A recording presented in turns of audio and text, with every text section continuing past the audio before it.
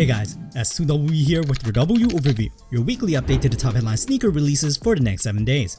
Ending September of 2020 and going into the first few days of October, we'll see a few heat releases coming. Feel free to hit up in the comment section and let me know which upcoming sneakers are a must-cop for you this coming week. Let's take a look at what's dropping between October 11th to the 17th of 2020. On October 14, the Adidas Ultra 4D Triple Black will release for $220 at retail. If these were to drop a year and a half or 2 years ago, these would have been grails to a lot of people. We're in a different climate today now, unfortunately, but this release will see a prime knit upper using the same exact prime knit design of the popular Ultra Boost 1.0. We will see mesh around the collar and heel with the usual 3 stripes caging at the side profiles and a TPU heel counter embossed with the Ultra 4D branding in black. Midsole wise, they have swapped out Boost cushioning with their 4D cushioning made with 3D printing, spray painted in black.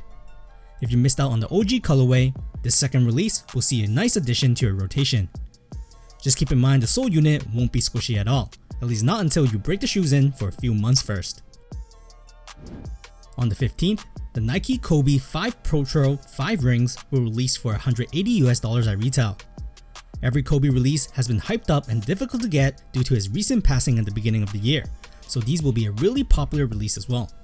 The colorway itself was released in 2010, and now 10 years later, the colorway is coming back in the form of the Pro Tro silhouette.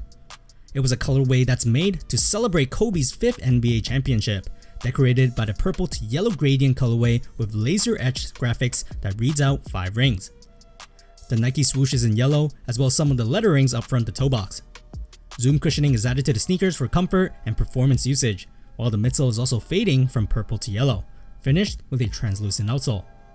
Again, a lot of people will try to grab these because Kobe is such an iconic NBA player in history. Also, there will be those who want to resell them knowing there's a market for them. On the same day, the 15th, the Air Jordan 1 High Women's Lucky Green will release for $170 at retail. The colorway is almost the same as the Heineken SB Dunklow, which includes a white leather base with green colored leather overlays. The Wings logo is in red, while the black swoosh on the side seems to be made out of patent leather. It's hard to judge through these photos, but every leather panel seems to be made out of tumbled leather. And it's difficult to say the tumbled leather here looks nice because it also looks a bit too matte. But regardless, the insole is also decorated with hardwood graphics, which goes back to its theme where it's inspired by Michael Jordan's 63-point playoff game in 1986. Not going to lie, these look pretty nice. If only they had the collab name attached to it, then these would have been even more sought out after. Regardless, I think they will sell out, especially since it's only in women's sizing, so a lot of guys will try to grab their stock. On the 15th, the Air Jordan 1 Mid and Jordan 1 Zoom Air Sisterhood is releasing for $125 and $150 at retail. Both sneakers are in women's sizing, and honestly, both look really nice in my opinion, and could pass as a collab if they had one. Regardless, the mid silhouette features white based leather with blue leather overlays, but what makes this pair special are the ropes that's sticking out at the side, collar, and heel counter where the leather panels meet up. Graphic insoles of the silhouette of women basketball players are printed on it, whereas on the Zoom Air silhouette, the same graphic insoles are supplied but black based leather is used instead. The swoosh is made out of mesh, which is already infused internally under the leather. Instead of ropes, this pair will have metal studs stapled to the side and around the collar of the shoe. Also, the collar and tongue will have its foam exposed as well, while the laces also come doubled in blue and black.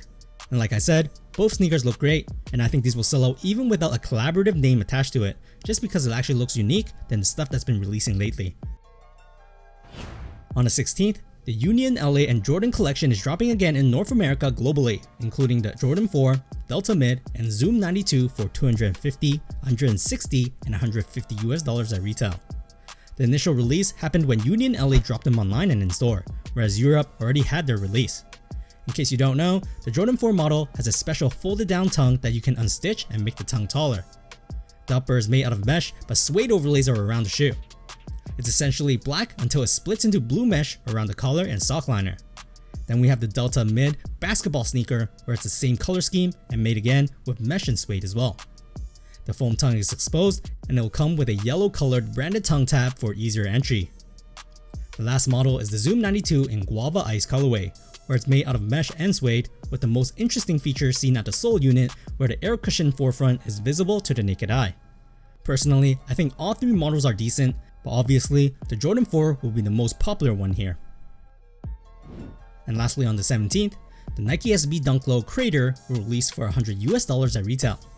SB Dunks, especially the low-cut model, have been the silhouette of 2020, and with Nike's new environmental initiative, they have made the SB Dunklow Crater as the next eco-conscious sneaker.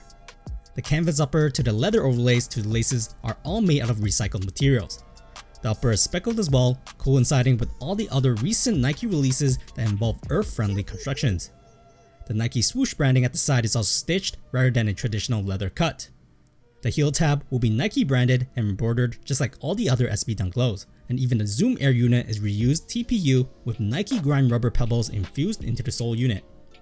I'm not much of a fan of how these look, but I'm pretty sure with the amount of L's handed to everyone who won a SB Dunklow this year in their collection, these might fly off the shelves just because people want a pair of the silhouette. Like always, if this video has informed you about a new drop that's coming out soon, make sure to give this video a thumbs up and let me know down below in the comments which headline sneaker are you looking forward the most to own. I'll see you guys in the next DoubleU Overview.